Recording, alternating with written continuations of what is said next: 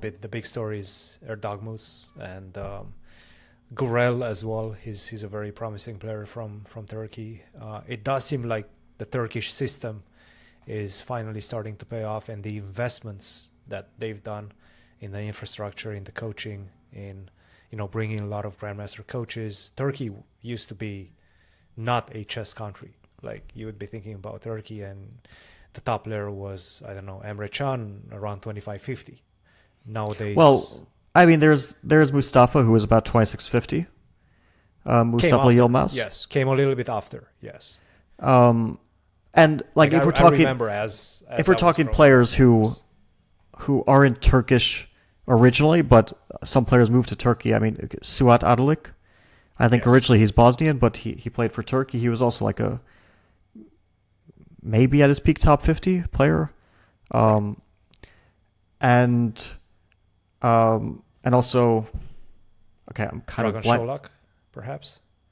Well, I mean, God, I'm blanking at the moment, but this guy was a candidate. I mean, I shouldn't be blanking.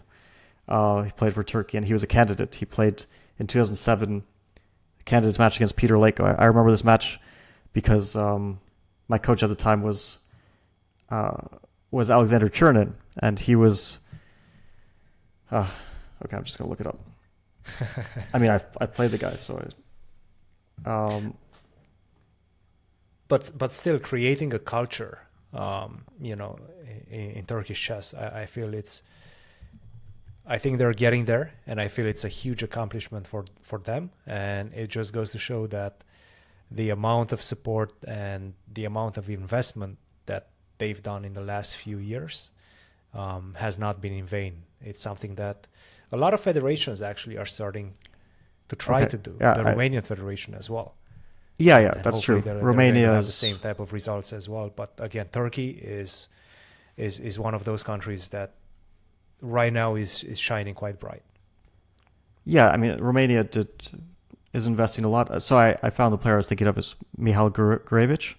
Gurevich, of course. Who, of course, he's originally Ukrainian, but he was a top player, like a legitimately top player. Of course. Probably top 10, maybe even higher than top 10. Yeah. And he played the candidates. I also mentioned that. But yeah, Turkey is a country that hasn't had like really huge talents in a little while. Like these guys like Yilmaz, he's my age. I mean, he's 1992. I played with him when we were kids, so he was a 2650 or so player. But I mean, we're 30 something years old is not super young anymore. So. And I feel he became about 2650 into his late 20s or like mid 20s. Like he wasn't 2650 when he was 18. Yeah, I think so too. Yeah. He was sometimes already in his mid 20s. Like he was consolidating around the high 2500s, and then he made a push to the 2650s. But he was never considered to be one of those guys that could become a world champion. Right now, Erdogmus is probably very much in contention of having a future as a contender. I mean, it seems very likely that he'll be a top player. It's impossible to predict these things with 100% accuracy. But yeah, it would be surprising if he didn't become a top player, considering his age and his current level seems to be in the mid to high 2600 level. It's kind of a shocking level for a player of that age, and it's hard to imagine what would stop him from becoming a top player. But it's still early. We still have to see. We still have to see what happens. And of course, good news for the US is also that Abimanu is indeed, after consolidating around the 2620 level, is indeed seeming to be making a push into the middle 2600s, 2650 or so. Right now, I think he's winning 23 rating points, so that will put him around close to 2635. So still, yeah, I actually think that the US has a pretty bright future. It does. I mean, if you think about it, like Misha is yeah, as you mentioned, nearing the mid 2600 level at a young age.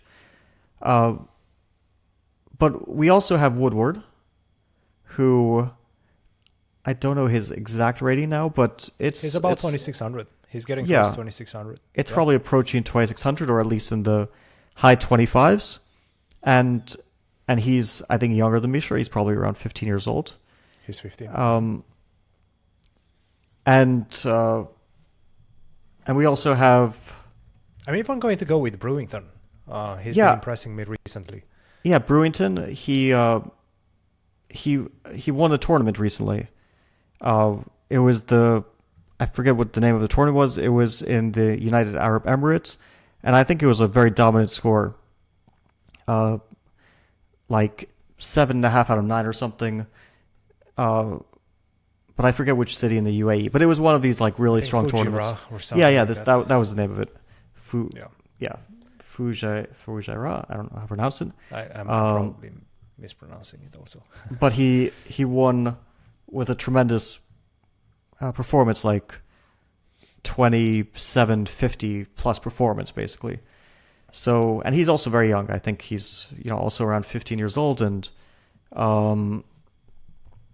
in that like mid 2700, sorry, not 2700 yet, 2500s. mid 2500s level, yeah. Yes. But definitely or maybe early 2500s, but still, he's a young guy.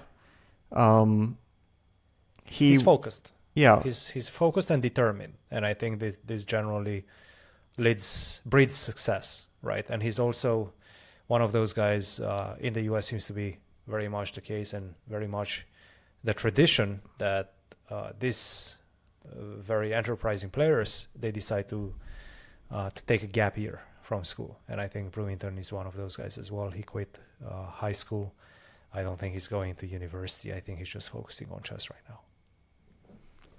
Yeah, I'm not sure. I do know that. That's what he told me at the US juniors. Okay, it's interesting. I mean, it's something that I did, of course, with my parents kind of backing. So maybe his family as well is looking in that direction. And the Maurice Ashley Foundation, I think he's the first recipient of the scholarship. Yeah, well, I can tell you a bit about that because I'm on the committee. Of course, it's like pretty much entirely Maurice's initiative, and he put money into it, and very generously donated his own money to help some of these young and talented players, and I'm one of the people on the committee, and we were discussing, Brewington as a player and as a talent, and also the fund gave money to two other players who are not as well known as Brewington, but still, there are a lot of talents who can become good chess players, or potentially title players or grandmasters. Obviously Brewington is already there, but we also gave. They were already selected. Some money to help the careers of Aidan Spellman and Ja'Cory Bynum. I think that was. Anyway, it's a really good initiative by Maurice. I think it's really cool. Fabi, first masterclass. Thank you very much for doing this. I think this is going to be something that hasn't been done before in the world of chess, and something that a lot of people, I hope, will be enjoying. A masterclass from one of the best chess players in history. So thank you for your time, and thank you for the masterclass. Yeah, of course. Yeah, it was fun. We should. No, I think there's a lot of interesting games. We should keep it up. Have a look at some. Absolutely. We'll try to do it every week. That's the plan for the moment. Thank you very much, guys, for watching, and we'll see you in the next one.